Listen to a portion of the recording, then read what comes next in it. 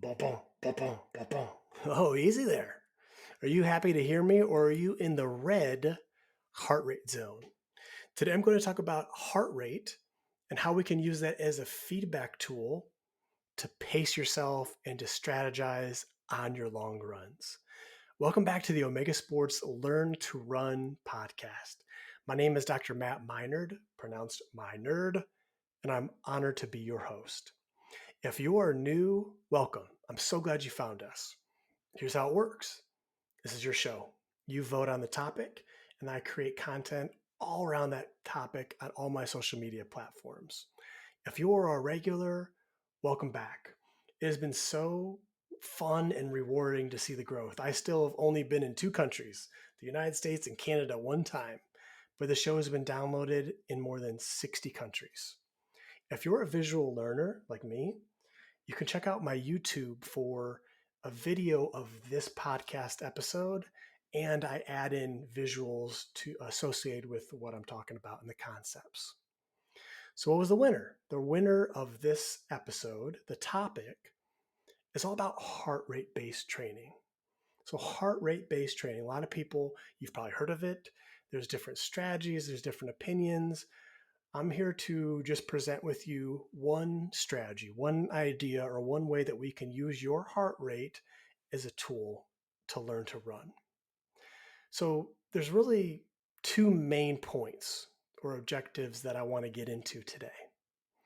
The first one is going to be I want to establish and teach you how to establish your three training tiers, three different levels, three different zones of training and the associated heart rates with those. Then we're going to talk about using that information, those tiers, those numbers, what it means to be at those levels. And we're talking about using those to strategize or to pace ourselves on longer runs. So as always, before we dive in, what's some foundational knowledge? What's some foundations that we need to know? Well, first I want to talk about the heart. What is the role, the function of the heart in the body?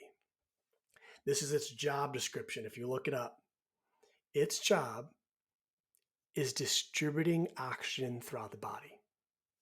That's it. It's the pump. It's what gets oxygen, the transport medium being blood, throughout our body.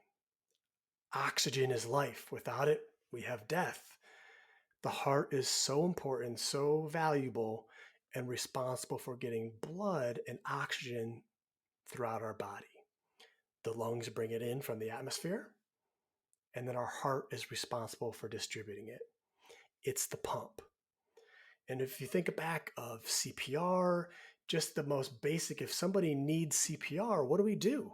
We're trying to recreate that role of the heart. We're pumping, we're creating pressure differentials, we're trying to do the work of the heart if someone's heart stops. So just to give you an idea of what is going on, what the role of the heart is.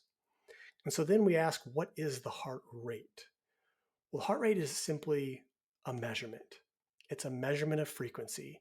How every time the heart beats and it distributes blood throughout our body, how many times in 1 minute, as a point of reference, is the heart contracting or working? And so the higher that number, the greater the oxygen demand. So if I'm sitting versus standing versus walking versus running, the more active I am, the more the intensity, the requirement of our muscles to get oxygen, the higher the intensity, the more oxygen we need. So as a result, we'll see the heart rate goes up with exertion. And so why is this important to know? Well, there's a lot of reasons, but one is we can start to correlate the heart rate, how fast it's moving, and when fatigue occurs. When do we start to hit that wall? When do we peter out? We can start to associate certain numbers and ranges to help give us an idea of feedback. Am I working too hard? Am I not working hard enough? How am I pacing myself that when I cross that finish line, that I don't have a ton of energy left in the tank And how can I make sure I don't hit that wall or peter out? Sorry if your name's Peter and you're listening. No offense. Great name. Got an uncle, Uncle Peter. Great guy. He's not alive anymore, but it doesn't matter. Great guy. Uh, how can we strategize? How can we not peter out too early? So we can start to give meaning to our effort levels with our heart rate. So zoom out, big, big, big picture. The heart rate, we're going to use that rate, that number, as feedback. It's just feedback. And what is feedback? What does feedback do? It facilitates learning. How do we know when we get something right or not? How do we learn a new concept? Feedback. That's how we learn.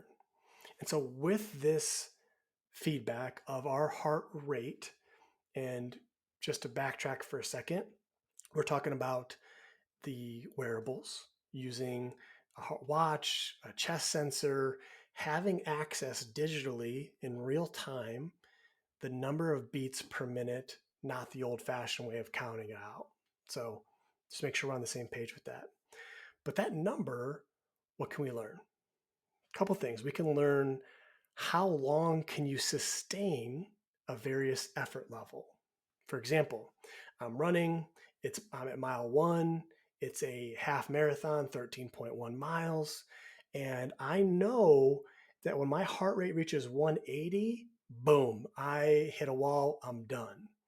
So I know if I'm at 170 or 175 and it's early in the race, I know I better pull back. I better pull back my intensity so that heart rate can give us that feedback. I can start to learn what speed or pace is associated with various effort levels. I know at 75% of my exertion, I run around an 8 minute per mile pace. So I can start to know and strategize how much time is left, how much distance is left, what speed am I going for, what finish time am I going for. We can start to connect the dots when we use heart rate and we learn from heart rate values. And again, we can just begin to strategize and pace yourself. I have a target of keeping my heart rate around 150 for the first half of this run. And then I will go closer and closer to that target zone. And we'll talk about that in a minute. But it's a way that I can begin to pace myself and strategize with the heart rate being that tool, that feedback, that value. So let's get into the first main objective, part 1. How to establish training tiers and what are training tiers. So I like to just try to keep it as simple as possible. I like to separate out, just like how they do in school. They measure out, 100%, there's A's, there's B's, there's C's, a way that we can organize heart rate into different ranges is based off of a percentage. So we have to find what is 100, what is 100%, what number, what value is your 100%. Mine's going to be different than yours. And so this is an old school method, but it works. 220 minus your age. I'm 34. We'll just say 35 to make this easier. 220 minus 35 is 185.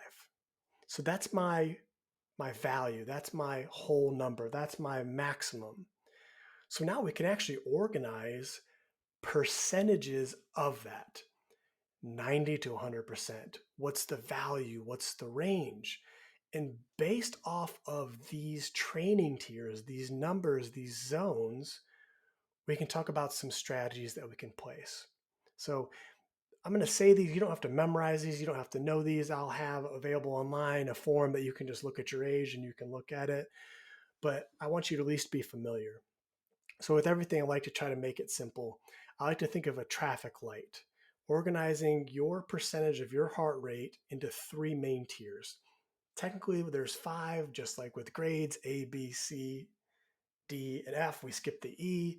There's 5 different levels, but when we're talking about training, we're really only focusing on those top 3. So I think of a traffic light, red, yellow, and green, in that order from top to bottom. And what percentages go there? I like to think of it like old school grades in school. 92 to 100% of your heart rate max, me 185, we're going to call that the red zone. Next, a grade of a B, an 84 to 91%. Do you guys ever have that? I had in elementary school, a 90 was an A. And I got to junior high, a 90 was a B plus. I was so mad. A 92 is now an A. That's kind of what we're doing here. So 84% to 91% is a B. And for a C, it's 71 to 83% of your heart rate max. So I'll give you an example of some ranges. So for me, my red tier is 170 beats per minute to 185 beats per minute. Next down is yellow, 155 beats per minute to 169 beats per minute. My green is 131 beats per minute to 154. What occurs at these different tiers? Why do we separate these out? The higher the tier, the higher the intensity, the higher the oxygen demand, and is an inverse relationship with intensity and duration. For example, in the red tier, I'm working really, really hard. There's a high oxygen demand, but the time or the duration that can be spent there is a lot lower. Versus the green, it's at a lower intensity, a lower exertion, a lower oxygen demand, but I can do it for a longer period of time and sustain it for longer. So knowing that these different tiers, red, yellow, and green, I can have an idea of how long I can last, how long I can run or maintain that effort or that intensity level. I've talked about it before, and I think it's worth mentioning again. A way that we can know how hard we're working if we're in these zones, we're going to start to connect the dots with the heart rate, the number, and this feeling. But if we didn't even have the heart rate, we can typically know if we're in that 92 to 100% or that red zone or tier, if I can only get one word out between breaths. I'm breathing so heavy, I can barely get one word out. Moving a little bit lower, that yellow tier, that's where I can get a few words out, not a whole lot. And if I'm in that green tier, that 71 to 83%, I can hold a conversation. So I can spend a lot more time training or being in the green tier versus the red. So we can start to see and develop these relationships with how we feel and how our body is actually operating because of that heart rate, because of that feedback and that value.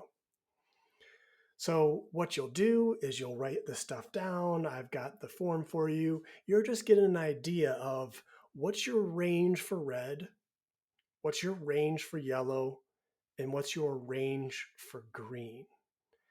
And now that we have that written down and established, let's validate it. Let's go out and see, because again, it's different for everybody. Let's go out and see. So this is what I would recommend that you do next. We're going to try to find, and think about this, what heart rate number would be the most valuable to you? What number?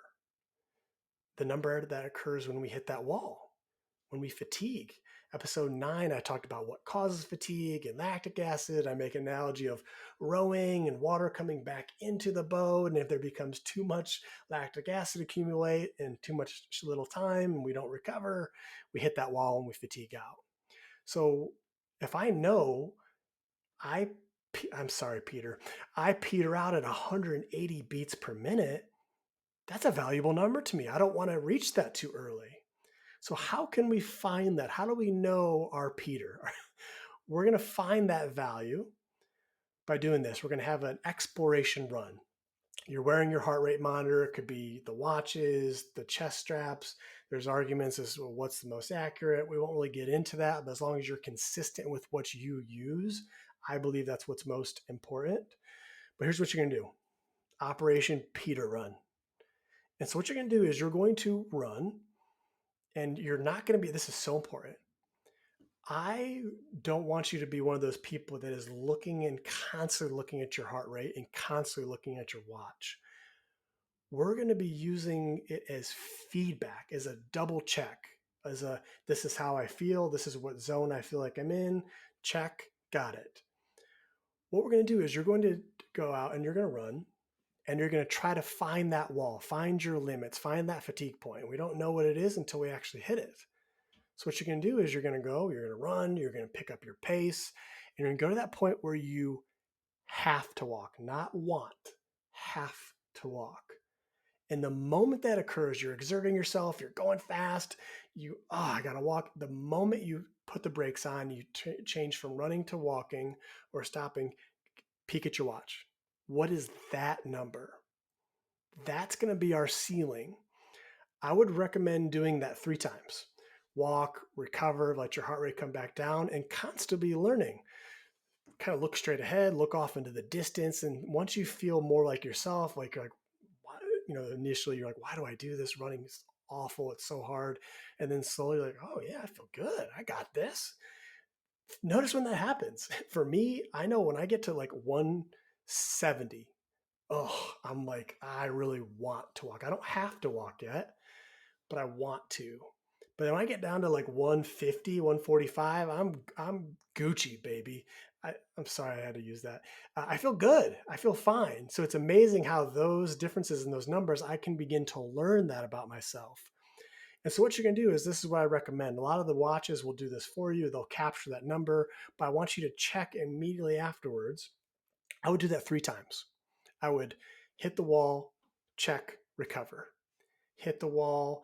And remember, you're checking after you hit the wall because you don't, this is where we don't want to get into this point. If you find that some days you hit the wall at 180 and some days it might not be till 185, but what you don't want is if it's a day where it's 185, you check your watch and it's 180, you automatically assume that's your wall. We don't want that. Wall and then check. So after this day, we have established our relative Peter number, our ceiling, if you will. Think about this as a room. We're trying to find our ceiling number. And then when we want to check, we want to see, does that number, mine was 180, where does that fall? Does that fall in that red tier, yellow tier, just to get an idea of where that falls? And here's where the rubber meets the road. So let's start to strategize.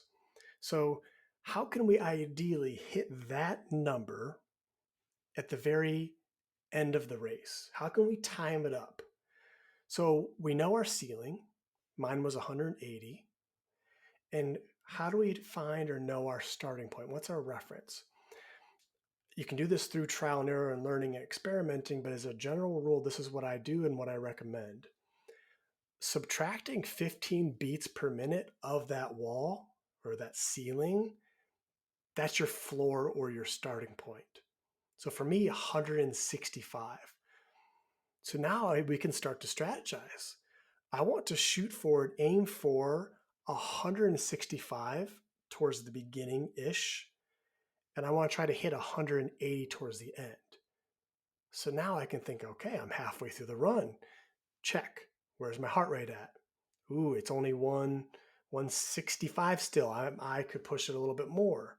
Or on the other end of the spectrum, it's 175 and I'm only halfway through this thing. I need to pull back on my intensity, thus the pace and the speed as a way to make sure that we don't hit that wall.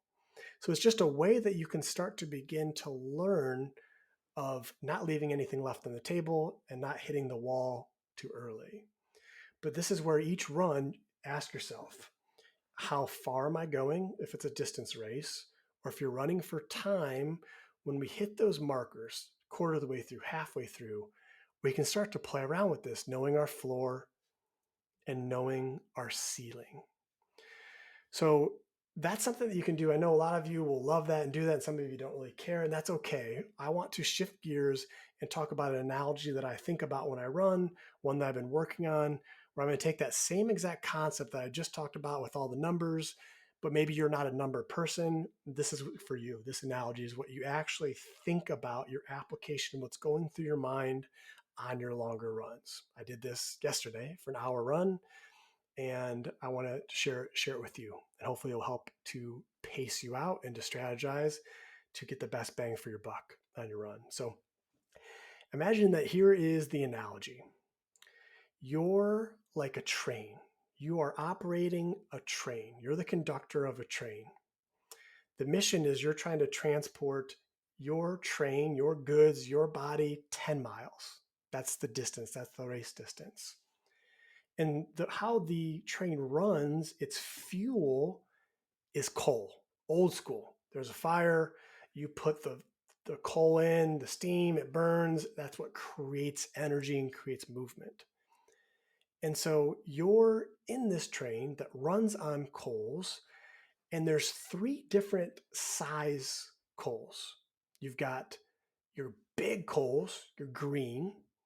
You've got your medium size, your medium tier, yellow coal. And you've got your smaller red coal. And just like the training zones, the bigger the coal, it's going to burn longer, but it's not as intense, so it doesn't go as fast. So ideally, we want to make sure that we're strategically putting the fuel, putting the effort, using the appropriate coal, not overdoing it and not underdoing it. We don't want to overheat and have the train stall out. And we don't want to leave too much coal left in by the time we get from point A to point B. So when we think, this is when you're running, this is what you're thinking. And if you're an exercise science person or you're a trainer or have some exercise physiology background, hopefully you can see what I'm doing there with the different energy systems and knowing the different levels of coal and how we're producing energy, ATP, and movement. So in my run, I'm thinking, okay, towards the beginning part of my run, I want to put the bigger coal in first. It's the lower intensity. I'm putting the coal in, and in my mind, I'm thinking this: efficient versus inefficient. This is where the mechanics come in. I want to make sure that all the coal, I have a shovel, I grab the coal, I throw it in the furnace. I want to make sure I'm efficient. I'm paying on the principle. I'm not wasting that coal. If I miss and that coal doesn't go in the furnace, it's not going to help to fuel me going forward. That's when the mechanics come in. That's where efficiency comes in. That's where not jumping or going up is missing the furnace. And that's where braking or overstriding or not leaning, hinging at the ankles, we're going to be missing. We're going to be wasting some of that coal. It's not going towards that goal of forward movement. So in my mind, I'm thinking I'm always trying to keep some coal, some fuel left in the tank. I'm trying to be efficient. I'm trying to move forward, making sure that all my energy, every part of my body is facilitating forward movement and not going away with it. And what I'm doing when I'm checking at my heart rate, you can use this as a check. You know, just that one number, and that's what you inside the train, you've got the gauge that's going to tell you if you're going to be overheating, if it's going to stall out. That's your way to check to make sure you're burning the appropriate fuel. We want to make sure that we're burning green, burning yellow, burning red by keeping our heart rate in check. So for me, on my run yesterday, 180 was my number.